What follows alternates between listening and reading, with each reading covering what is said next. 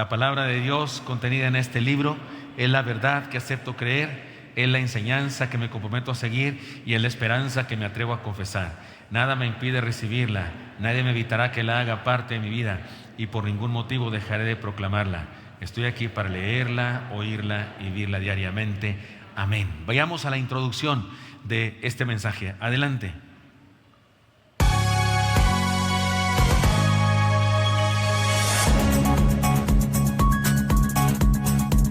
Muy buenos días, tengan todos ustedes, hermanos y amigos televidentes. ¡Ay, sí, no! Brothers, sisters, como ven, ya me subieron de puesto. La verdad es que las cosas se pusieron muy difíciles para la Iglesia del Señor del primer siglo. Y fue necesario que la agencia de noticias me sacara del campo. Ahí tienen que por poco me crucifican. Estaba yo en la ciudad de Éfeso para ver cómo Pablo evangelizaba a las personas del lugar y que junta a una gran multitud de gente adoradora de Diana de los ejércitos. Estuvieron gritando por 2 horas y después de eso se lanzaron contra todos los cristianos. Y si no hubiera sido porque me sé mover entre la gente, me descabechan. Por eso es que ahora estoy acá, un poco más elegante, como ven. Y el noticiero tendrá un nuevo giro. Ahora se llamará NPM, Noticias de Primera Mano. Penélope y Asdrúbal ahora andan de incógnitos, haciendo reportajes. Así que vamos con ellos ahora mismo. ¡Adelante! Penélope Michel, desde el primer siglo de la era cristiana. ¡Shh! No digas eso. Aquí te llamas Tabita, recuérdalo. Lo siento, perdón. Es verdad, aquí, desde la hermosa ciudad de Éfeso, Tabita Ana. ¿Tabitana? No, mi Cipri, se llama Tabita Ana. Y yo me llamo Cleofas Tomás. ¿Cleofas Tomás? Ah, es broma, es broma. Cipri, que esto es cosa seria. La verdad es que las cosas están bien peligrosas en esta tierra y en este tiempo. Ayer uno de los fariseos más terribles por poco y nos descubre. Gracias a Dios que no fue así. Pero dejemos de hacer bromas, muchachos. No tenemos demasiado tiempo. Vamos a la entrevista. Tienes razón. Cipriano, te comparto que logramos averiguar el paradero del apóstol Pablo, quien trajo el evangelio a esta ciudad de Éfeso. Él nos mandó un mensaje muy amable, aceptando nuestra entrevista. Es maravilloso escucharlo y hablar con pasión y amor a sus discípulos. Vamos a la entrevista. Pablo, es un gran honor poder verlo y hablar con usted. El más grande honor de un ser humano es hablar con Jehová y seguir al Señor Jesucristo. Me da gusto poder responder sus preguntas. Pablo, díganos, ¿debemos llamarlo Saulo o Pablo? Como gusten, Pablo me ayuda a saber quién soy, un pequeño esclavo de Jesús. Eso significa mi nombre, pequeño. Y Saulo me recuerda de dónde me sacó el Señor. De eso ni quiero hablar.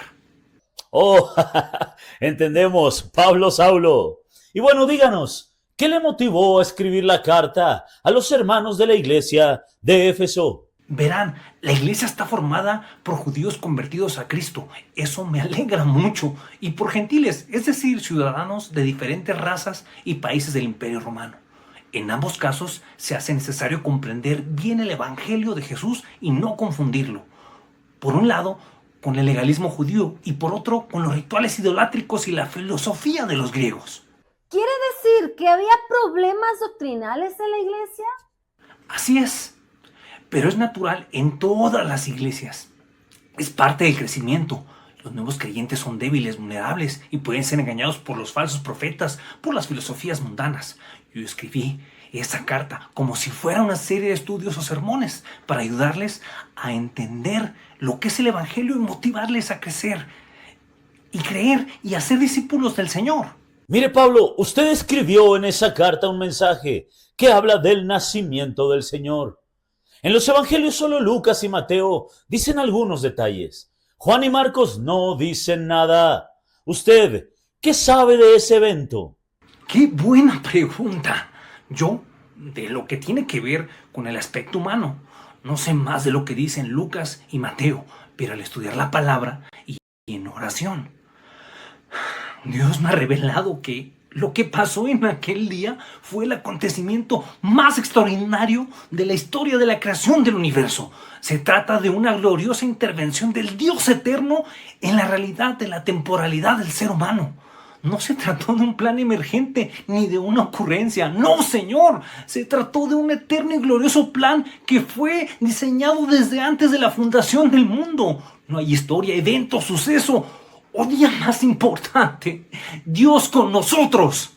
Tabita Ana, Cleofas Tomás, permítanme hacerle una pregunta a este hermoso siervo de Dios. Apóstol Pablo, ¿usted sabe el día exacto del calendario de su época en que nació el Señor? Digo, para que todos lo sepamos y lo celebremos cuando verdaderamente es. Mire usted, la verdad es que el Señor quiere que recordemos más el día de su muerte que el día de su nacimiento. Sin embargo, haciendo un estudio de los acontecimientos, sí sabemos exactamente qué día nació el Señor. ¿Qué día nació el Señor? Claro que sí. El Señor nació...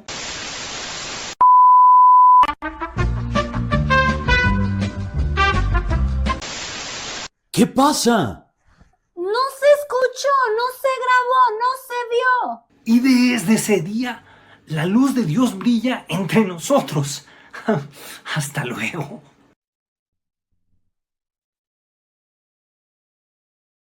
Cipriano, hermanos, pastor, ¿qué les parece la entrevista? ¡Grandiosa! Y yo que creía que ser reportero era emocionante. Ahora sé que todo lo que tiene que ver con la historia de la Biblia es maravilloso. Por favor, sigan trabajando de incógnitos y que Dios los proteja. Sin duda. Así lo haremos. Brothers, sisters, este fue su noticiero NPM. Nos vemos la próxima semana porque aún hay más noticias de primera mano.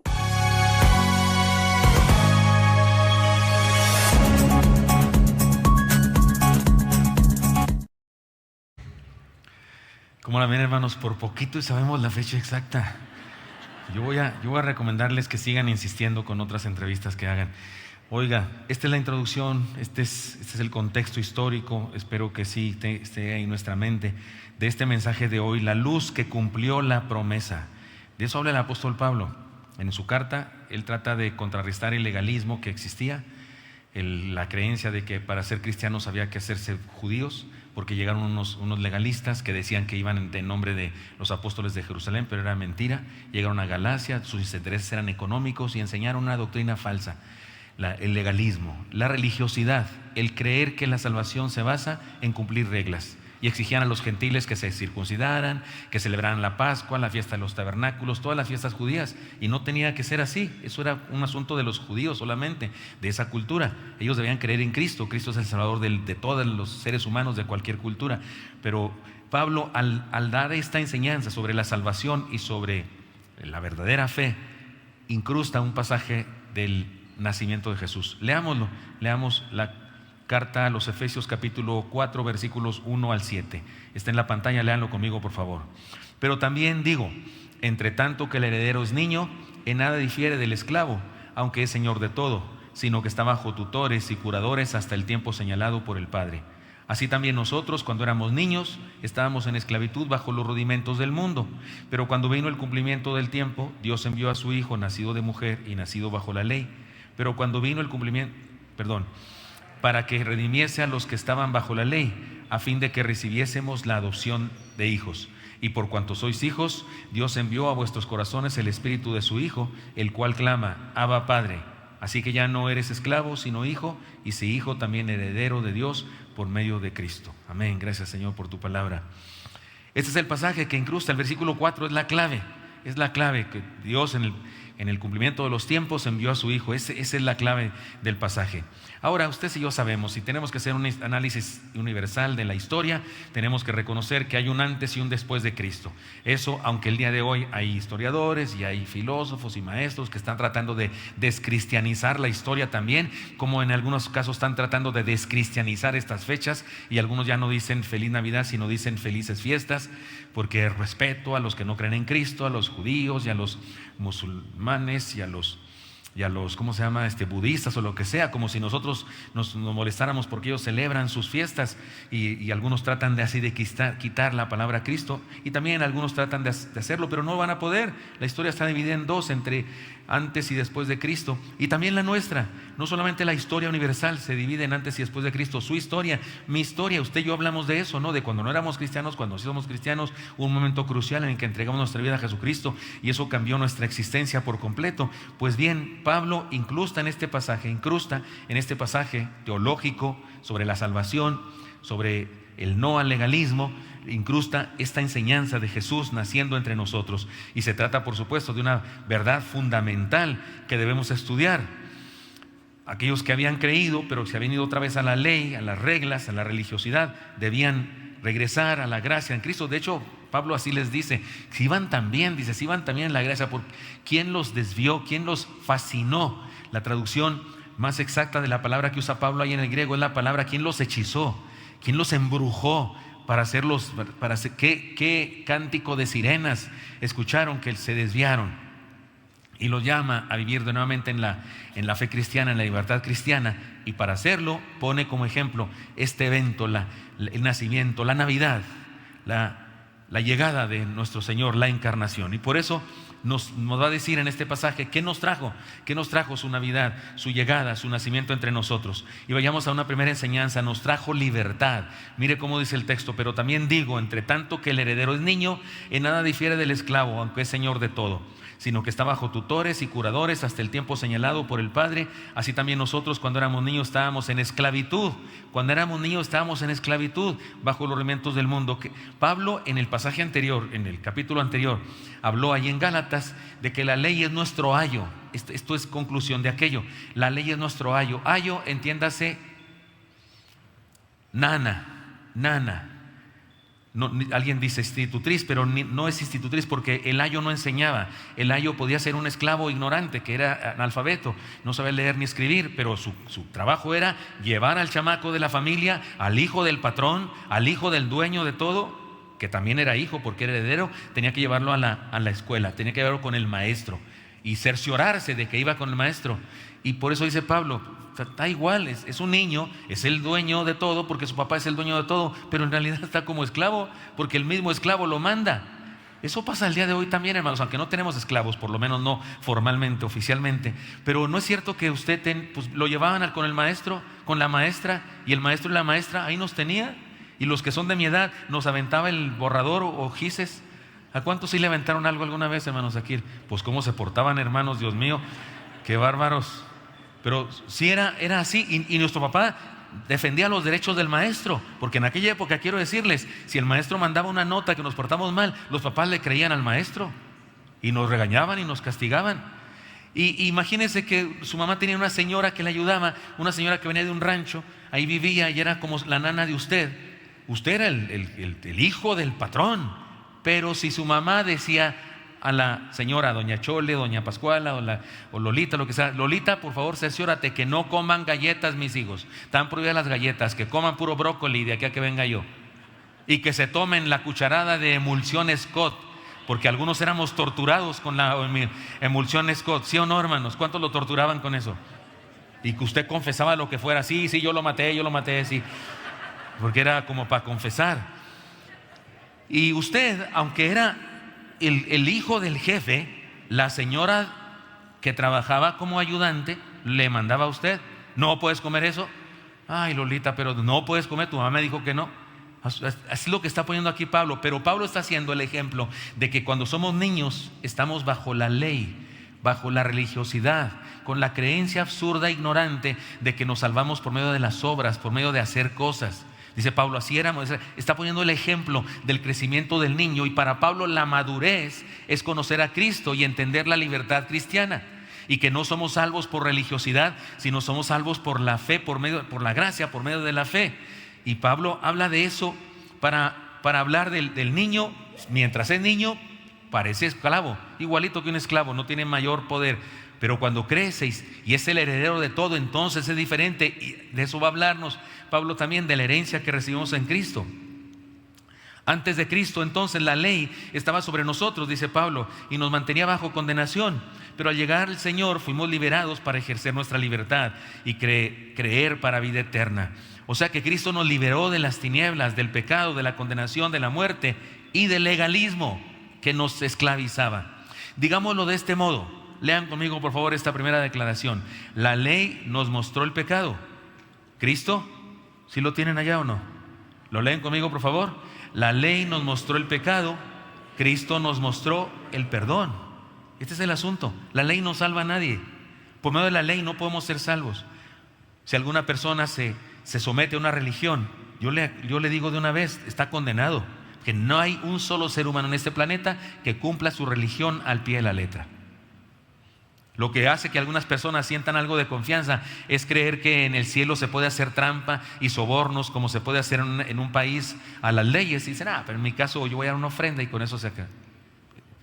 El derecho celestial es otra cosa, no tiene nada que ver con lo que se vive aquí en la tierra. No podemos seguir la ley de Dios al pie de la letra, nadie puede, solo Jesús la cumplió, nadie más además de Jesús cumplió jamás la ley de Dios. Así es que la ley nos mostró el pecado, nos desnudó y nos dijo quién somos, y Cristo nos mostró el perdón. Lean conmigo la segunda parte.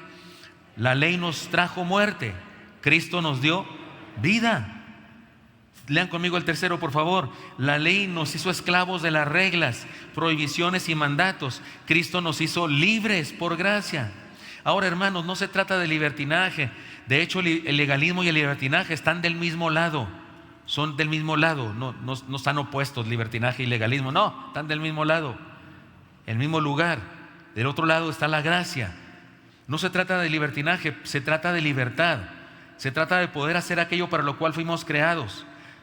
Se trata de la posibilidad de ejercer la naturaleza que nos da el Señor cuando creemos en Él, porque somos motivados por Santo Espíritu, lo he dicho muchas veces.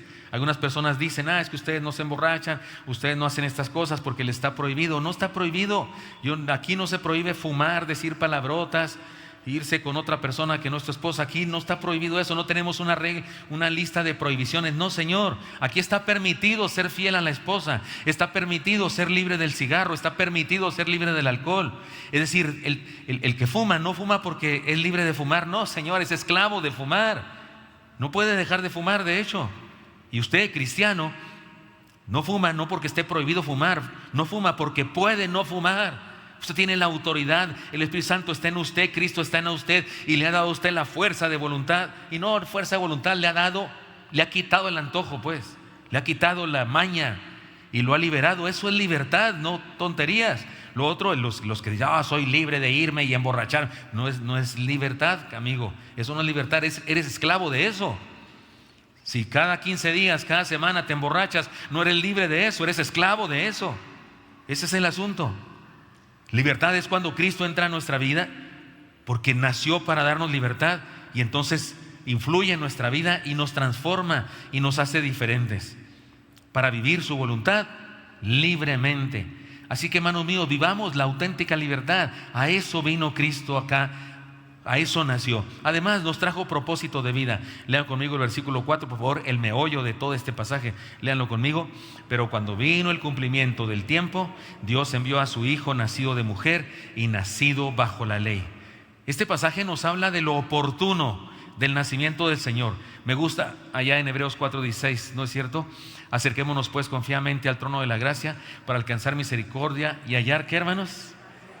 Gracia y oportuno socorro. Me gusta mucho la palabra oportuno, me encanta. Y aquí habla de eso el Señor, el cumplimiento de los tiempos. O sea, fue en el tiempo oportuno. Y le dio significado a la historia. No pudo nacer en un momento más propicio.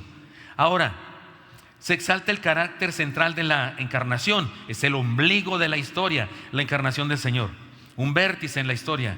Se trata de, voy a decir una palabra que cuando uno la dice hasta parece uno inteligente, es un parteaguas de la historia. ¿A poco no se ve muy padre esa palabra? Así que es un parteaguas, dicen los artistas, es un parteaguas universal que ofrece a la raza humana una nueva oportunidad, como una nueva chance. Esto sin duda tiene que ver con el propósito de la vida. Ahora tenemos propósito. Les quiero decir algo. A veces pensamos nosotros que el asunto del Mesías prometido y de la tierra prometida es una idea que solamente está en el judaísmo, en el Antiguo Testamento. No, ¿qué cree? Los que estudian el fenómeno de la religión, así le llaman, los historiadores, los antropólogos, los sociólogos, que estudian el asunto de la religiosidad del ser humano, porque sí, el ser humano somos un ser religioso.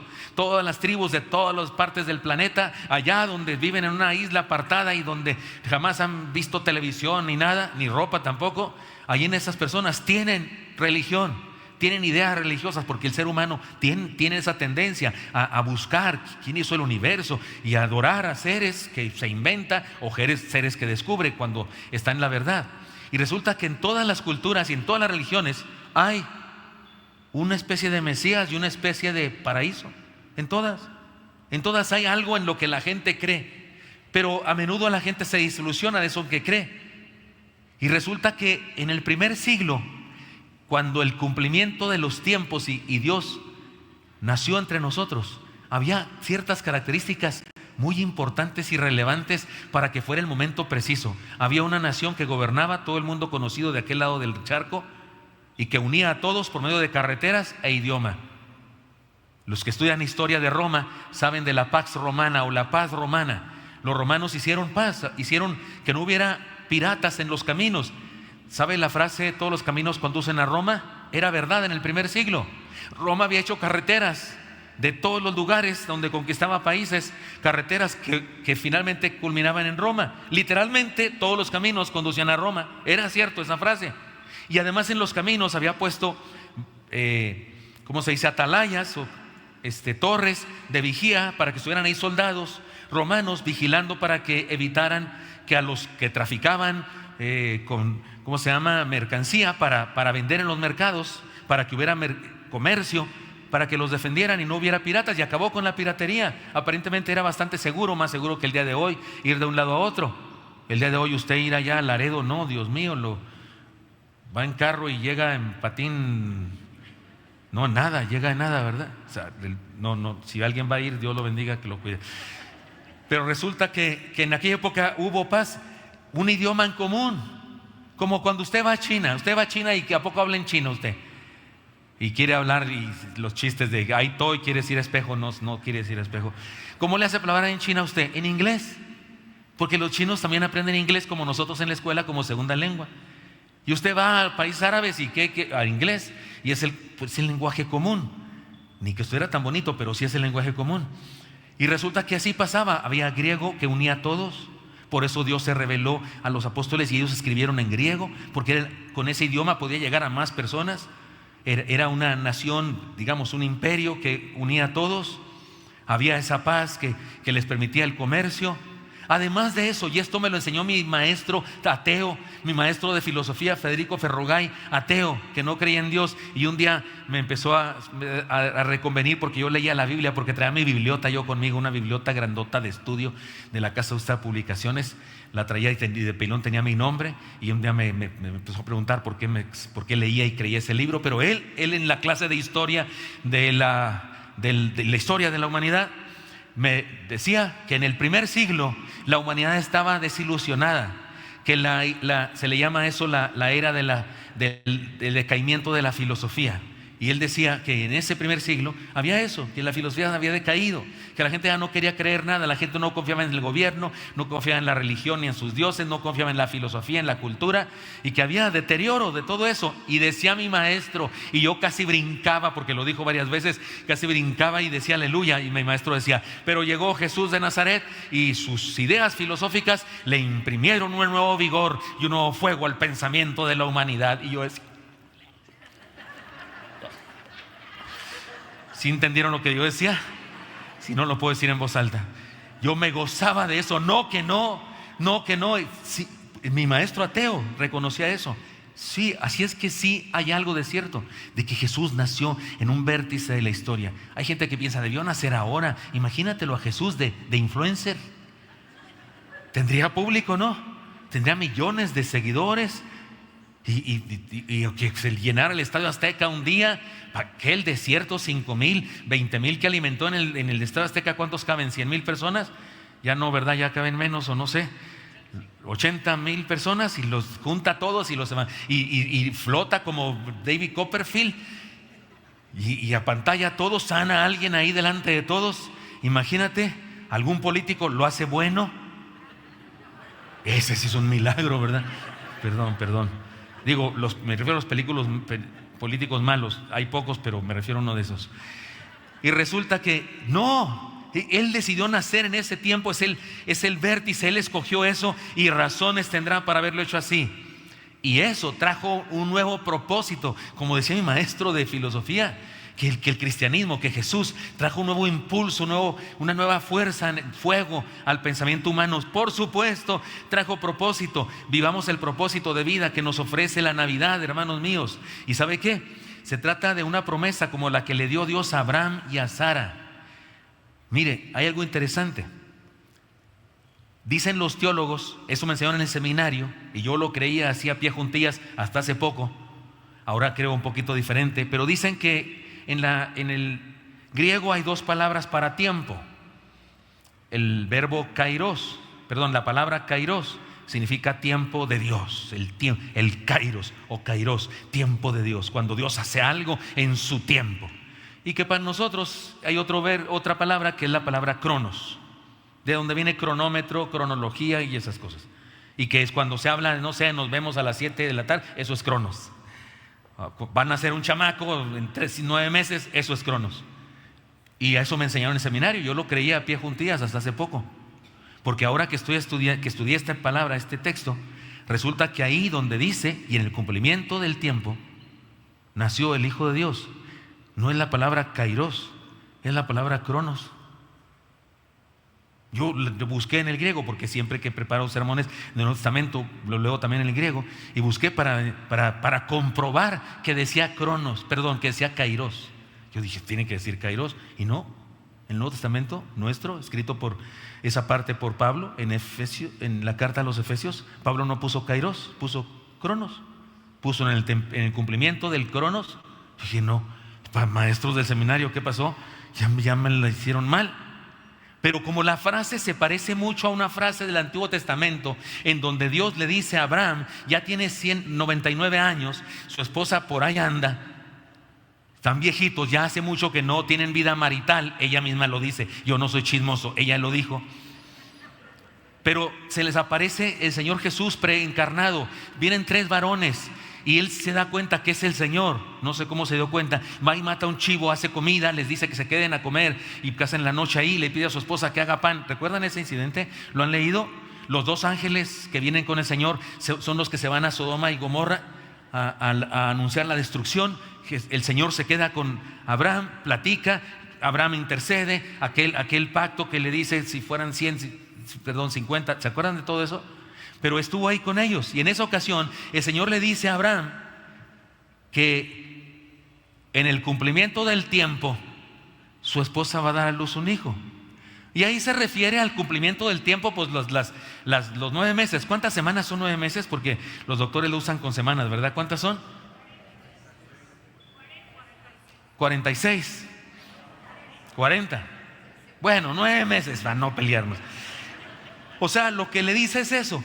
Y entonces, cuando yo leía ahí en Gálatas, ya lo había leído, pero ahora que estoy estudiándolo más profundamente, y el cumplimiento del tiempo, y que me voy a mi Nuevo Testamento en griego, y dice cronos, en Gálatas dice cronos, y a mí mi maestro me dijo que eso era tiempo humano.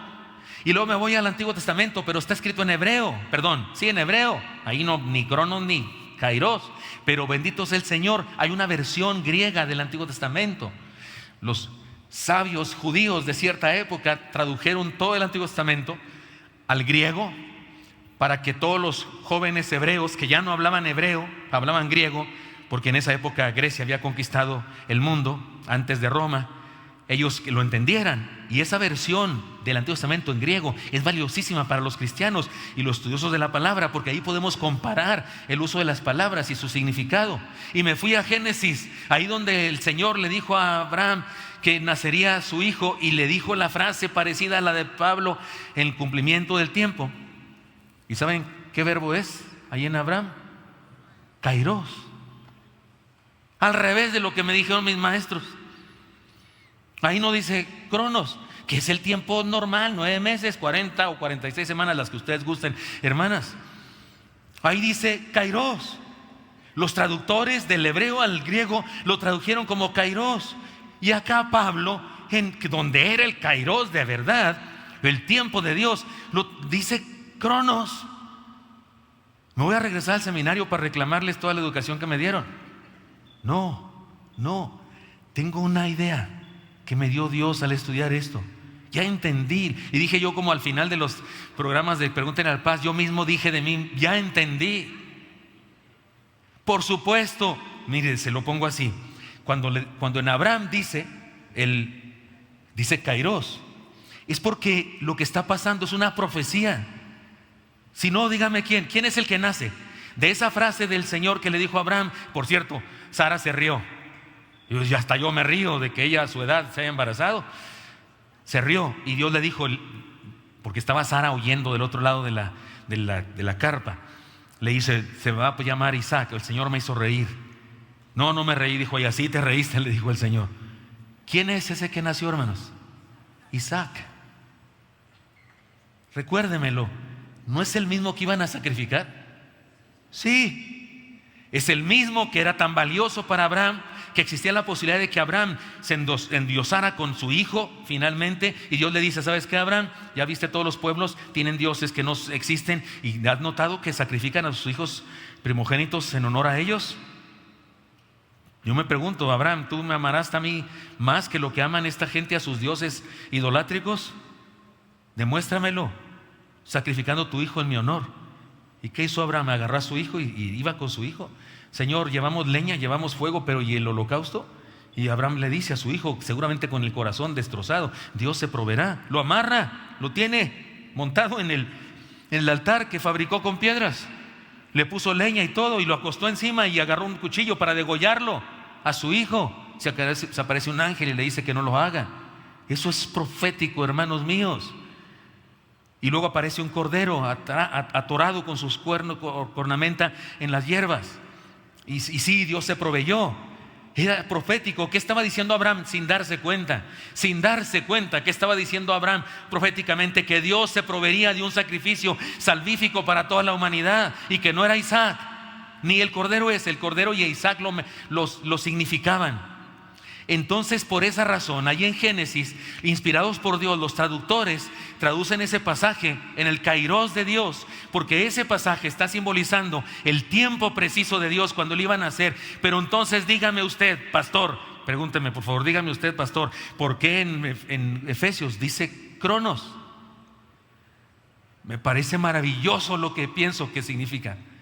Significa que el kairos de Dios, el tiempo preciso de Dios, se mete, se introduce en mi tiempo, en mi cronos, en mi cotidianeidad. Él, sus decisiones cósmicas, se mete en mi cocina, en mi escritorio, en mi reloj.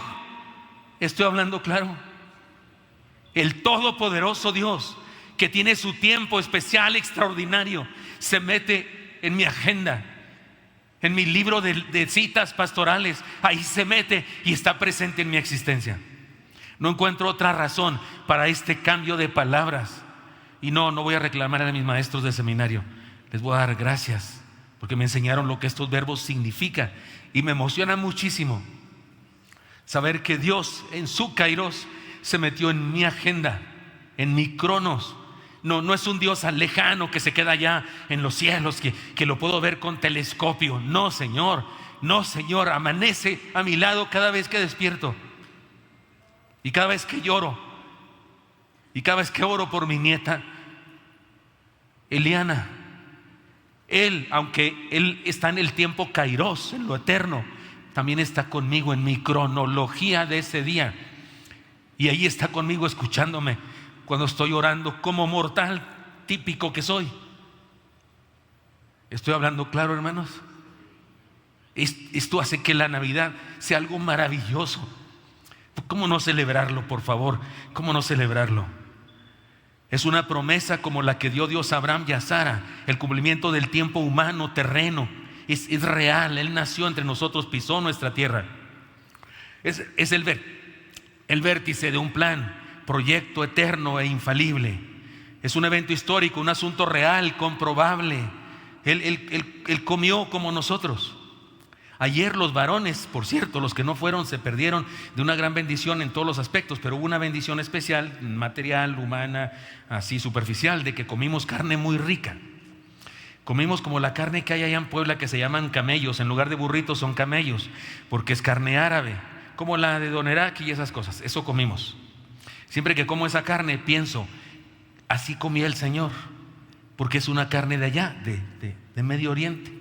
Cuando como tabule, ¿come tabule usted?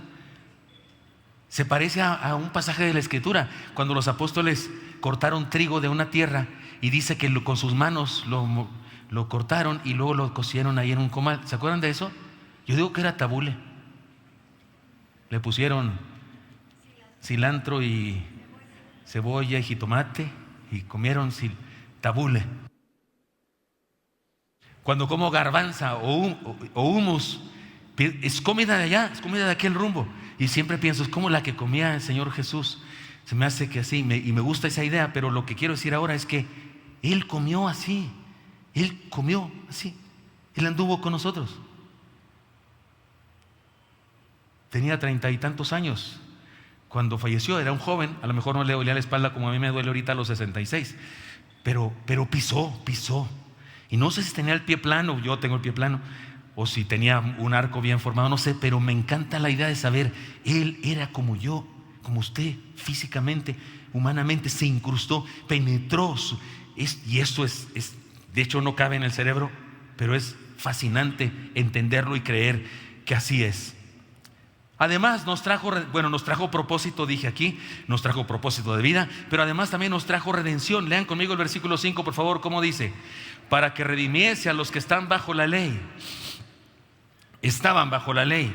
Redimir, hermanos, es un concepto judío que tiene que ver con comprar y recuperar algo que se había perdido, como cuando usted empeña su anillo de bodas en el monte de Piedad y finalmente consigue el dinero y va y lo redime. No se usa así, pero sí se usa así esa palabra en los puntos para volar.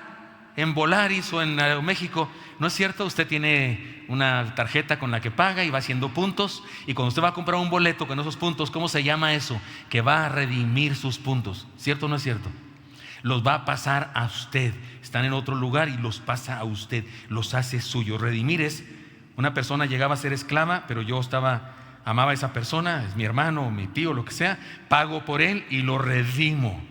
Lo regreso a donde pertenece. Cuando en el capítulo 25 del Levítico se nos habla del año de jubileo, había redención, era el año de la redención.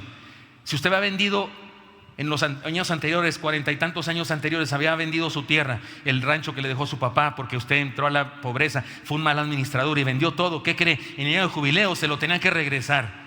Nada era en perpetuidad. Lo que usted vendía, un rancho, lo vendían por los años que restaban para el jubileo. Si faltaban 5 años para el jubileo, en realidad usted vendía su tierra por 5 años, porque en el año de jubileo todo se regresaba a las familias originales, a los descendientes de la familia original. Eso era la ley del jubileo. Parece que los judíos nunca lo vivieron a plenitud, pero eso era lo que mandaba, es lo que dice el texto que debía ser. Esto es redención. Y resulta que Él nos trajo redención. Aquí lo dice, para redimirnos, para regresarnos a Él, porque le pertenecíamos a Él de un principio y luego nos perdimos, nos alejamos de Él y volvemos a Él.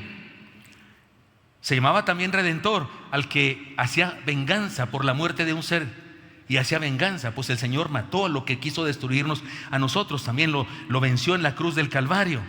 Así que ser redimidos, hermanos, es tener dueño. Ser comprados por Dios en Cristo es pertenecerle a Dios, no solo por creación, sino por pago. No solo nos creó, pagó por nosotros, le pertenecemos. Hay una historia que ni la puse aquí porque pensé, es tan famosa que no sé si debo decirla. ¿Se saben todos la historia de un niño y su barquito? ¿Se saben la historia del niño y su barco? No. Se las tengo que contar entonces. A ustedes sí, ¿verdad, hermano? Ustedes sí, mis alumnos aquí favoritos. Resulta que un niño de esos que hay, muy creativo, yo tengo un hijo de esos, que hay que muy bueno para las manualidades, se le ocurrió hacer un barco así, a escala, un barco con palitos de madera, y era fantástico, era una obra de arte. Le puso velas y todo, y escaleras, y fue fantástico.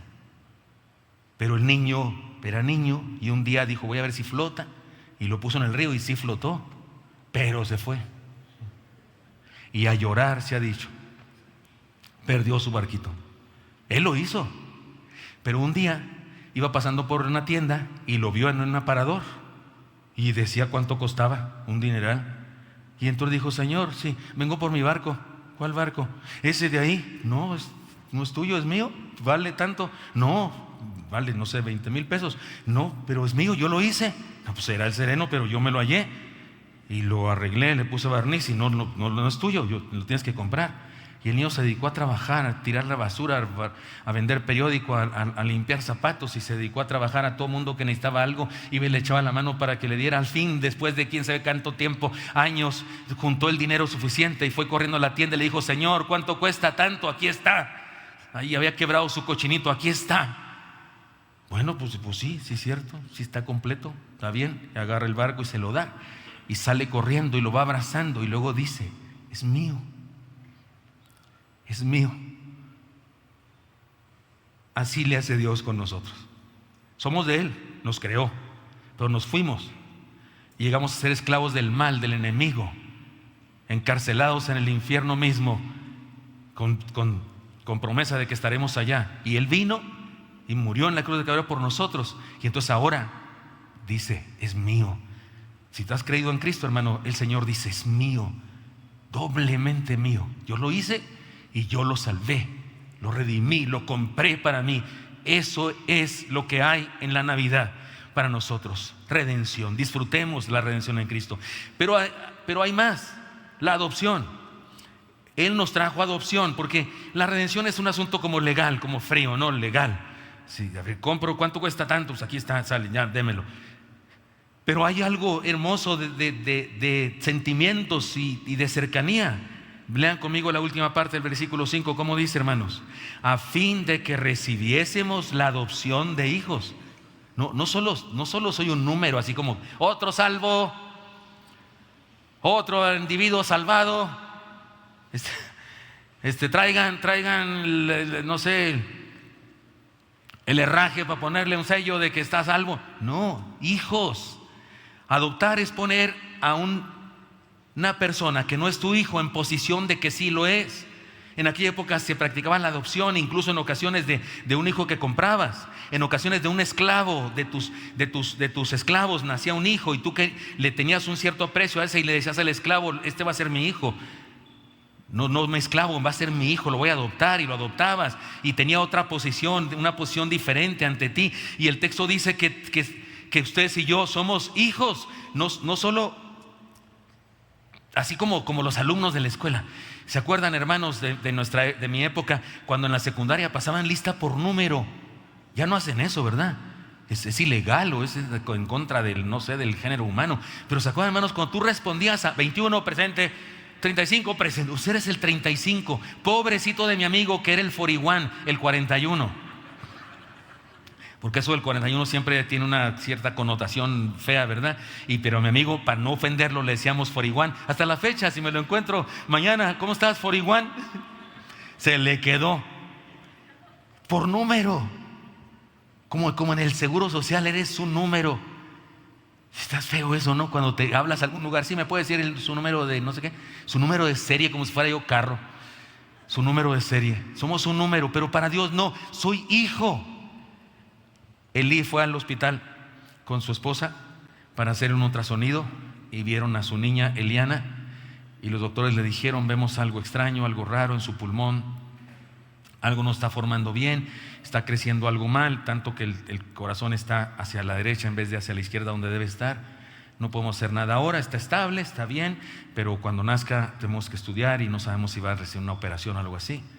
Y salen de ahí y Elí seguramente llora, seguramente clama al Señor, seguramente tiene un tiempo de oración y luego compuso una canción bien hermosa. Ojalá que un día él nos la quiera poner o que nos la mande y le pongan en internet o algo así, pero él le canta una canción, le dice amor a primera vista, así comienza diciendo: amor a primera vista, detrás del cristal te conocí y ya te amo desde antes de nacer. Pero luego en la canción le va diciendo cosas hermosas y hay una de ellas que le dice: daría mis manos, daría mis pulmones por el tuyo. Le dice de hecho que nuestras alas se cortaron, dice, cuando te conocimos, nuestras alas se cortaron cuando subimos del problema en tu pulmón, dice la palabra incluso. Y luego dice: pero luego oramos al Señor, le invocamos y Él nos hizo volar una vez más en fe. Dice cosas muy lindas, pero luego dice: daría todo lo que soy porque tú estuvieras bien. Lo comprendo perfectamente. Yo también anhelo eso por Elí. También le pido a Dios eso, que Él esté bien. Y estoy seguro que ustedes y yo, papás, montones de veces hemos cometido la insensatez de decirle a Dios que nos dé la enfermedad a nosotros y se la quite a nuestro hijo. Hacemos esas oraciones necias, ¿o sí o no? Que Dios tiene el poder, pero dice Dios no va a hacer eso. Pero lo decimos porque nuestro anhelo es genuino y sincero. Bueno, pues que Pablo dice que el Señor, por el nacimiento de Cristo, nos adoptó. ¿Captas, hermano? Soy su hijo. No soy solamente un número en los salvos, de los 144,000, soy el 140. Soy su hijo. Me conoce por nombre, sabe todo de mí. En su kairos penetró hasta mi cronos y está a mi lado y soy su hijo. No es asunto de que tengo que ir a no sé dónde para hacer una cita con él. No, Señor. A todas horas hablo con Él y le cuento mis cosas y me comprende y puedo decirle: Señor, ya me tiene harta esta hermana o este hermano. Digo, aquí nunca he orado eso, en mi casa solamente. ¿Usted no ora de esas oraciones imprecatorias? Yo nunca he pedido que se muera nadie, pero ganas sí he tenido, pero no lo he hecho. Pero hablamos con Él. Lo que quiero decir es que es mi Padre. Soy su hijo, o sea, le puedo decir la neta del planeta, como dicen los jóvenes, que me puso en una privilegiada condición. Se trata de una relación especial. Esta, hermanos, esta es la salvación que nos vino a traer Jesús y no otras cosas. Ser adoptados es ser elevados en posición en la vida, es ser admitidos en una nueva y más estrecha relación con Dios, es ser parte de una familia selecta, los hijos de Dios. Disfrutemos a nuestro Padre, por favor. Además nos trajo vida espiritual, todavía no acaba la cosa. Mire cómo dice el versículo 6, ¿lo leen conmigo? Y por cuanto sois hijos, Dios envió a vuestros corazones el Espíritu de su Hijo, el cual clama: Abba, Padre. Padre se dice Ab, pero no es tan sencillo pronunciar Ab porque termina en B y entonces dice Ab. Hay gente que dice Oret, ¿verdad? En lugar de Oreb, dice Oret, Orek, porque está difícil. Por eso los niños decían Abba. No Ab, sino Abba. Y es como decir, como niño chiquito, el nombre del papá. Como decir papito o papi, algo así. Es decir, como alguien muy cercano. Pero hermanos, no nos quedemos con eso. Casi siempre que vemos este pasaje es lo que más nos llama la atención.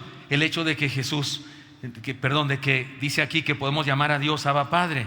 Y está lindo, y hay un canto Abba Padre hermosísimo, por supuesto, y cantémoslo, y sí, digámosle a Dios Abba Padre o digámosle papito. Pero la verdad es que lo que es más importante es lo que dice antes: y por cuanto sois hijos, Dios envió a vuestros corazones el Espíritu de su Hijo, el cual clama Abba Padre. Eso de que puedo estar cerca de mi Señor y puedo decirle papito, papi querido, el hecho de que puedo tener esa cercanía se debe a que no estoy vacío. No estamos vacíos los cristianos. Si alguien nos desprecia por lo que somos, es porque no se ha dado cuenta de lo que contenemos. Somos recipientes de barro, si usted quiere, pero somos recipientes del poder más grande del universo, el poder del Espíritu de Dios. Es decir, en tanto que somos hijos de Dios, Él ha enviado el Espíritu de su Hijo, es el Espíritu Santo, y por ese Espíritu tenemos una familiaridad cercana Así es que llamo a Dios papito y hablo a Dios con confianza porque su Santo Espíritu está en mí y me da esa cercanía. Por eso, analicemos nuestra vida, hermanos, porque cuando alguien dice, no, yo siento que Dios no me escucha, oh, siento que Dios está muy lejano, no, a mí se me hace que Dios, hermano, entrégate a Cristo, habla con el Señor, entrégale tu vida, acepta, arrepiéntete de tus pecados y pídele a Dios que te perdone y te salve. Porque cuando eres salvo, Él envía a su Santo Espíritu que te llena y te da la cercanía y la capacidad y la fe, el ánimo para decirle, papito, aquí estoy. No cualquiera puede hablarle de tú a Dios, solo aquel que ha recibido su Espíritu por la adopción, porque fuimos adoptados y entonces el Padre nos dio su Espíritu. Ese Espíritu que está presente en el universo desde siempre. Hay gente que cree que el Espíritu Santo llegó el día del Pentecostés, Hechos capítulo 2, y no, hombre, ¿y quién movía a David y quién movía a Sansón? Y el Espíritu de Dios. Génesis 1 dice, y el Espíritu de Dios se movía sobre la faz del abismo. El Espíritu Santo siempre ha estado aquí, no llegó el día del Pentecostés, siempre ha estado en el planeta. Disfrutemos a nuestro papi siendo llenos por ese Espíritu. Por eso nos trajo vida espiritual y además nos trajo una herencia. Último versículo, leámoslo por favor. Así que ya no eres esclavo, sino hijo, y si hijo, también heredero de Dios por medio de Cristo. Ahora nos habla del testamento. Si hay un heredero, entonces hay un testamento, un pacto testamentario, hay un testador, alguien que tiene una herencia que dar. Y hay un heredero, alguien que debe recibirla sin merecerla.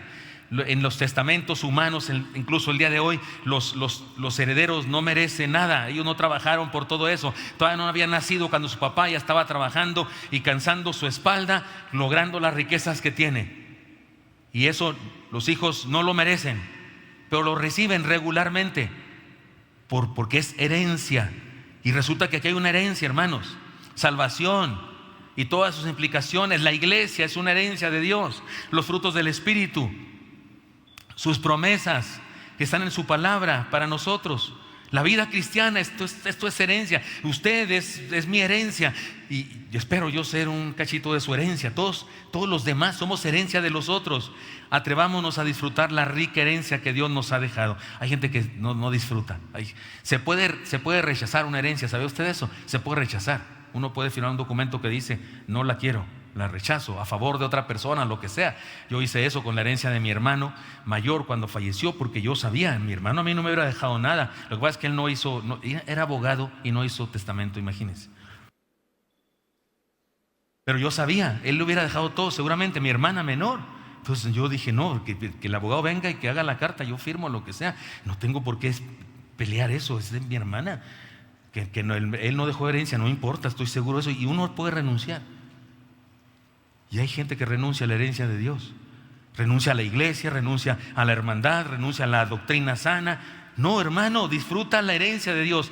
Tengo un desafío para todos nosotros, hermanos. Todas las pastorelas de la Navidad, que son cuestiones de la Navidad, son igualitas. Comienzan y terminan igual. Un grupo de pastores están velando las vigilias de la noche, se les aparecen unos ángeles, les dicen que ha nacido el Salvador en Belén y les da señales de un establo y un pesebre envuelto en pañales. Ellos se encaminan hacia allá, pero enfrentan las dificultades con los demonios que les quieren impedir, y con Miguel el ángel o Gabriel que les dice por dónde. Y todas las pastorelas terminan en el pesebre habiendo llegado.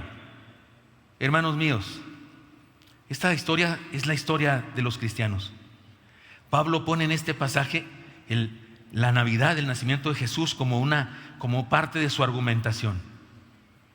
Es nuestra vida es eso. El Señor nació, irrumpió desde su existencia eterna y cosmológica, permítame decir esa palabra, y penetró a nuestra simple realidad cronológica, cotidiana, y quiere que nos encontremos con Él y que experimentemos redención, libertad, adopción, herencia. Que nada nos impida, hermanos, por amor de Dios. Si nuestra vida es como una pastorela y hay quienes lo quieren impedir, es el demonio, es el diablo que nos quiere impedir el trabajo, el exceso de trabajo, los problemas, las relaciones interpersonales quebrantadas, el pecado, el mundo y sus diversiones malsanas, las ideologías, Todo eso es invento del enemigo para distraernos y para no permitirnos llegar. Somos peregrinos. Encontrémonos con la luz. Lean conmigo las siguientes frases, por favor, lean conmigo. No dejemos que el enemigo nos impida llegar al centro de este mensaje, a Cristo. Lleguemos hasta Cristo. Lean conmigo número 2. No permitamos que las ideologías nos confundan. En lugar de experimentar la luz del Señor, seamos atraídos por las luces tenebrosas del mundo. No permitamos eso. A 2 casas de nuestra casa donde vivimos mi esposa y yo, hay una casa que no sabíamos, notamos como que no es casa o algo es, no sé, pero hace unos días pasamos por ahí y había muchas personas vestidas de blanco con gorritos de blanco.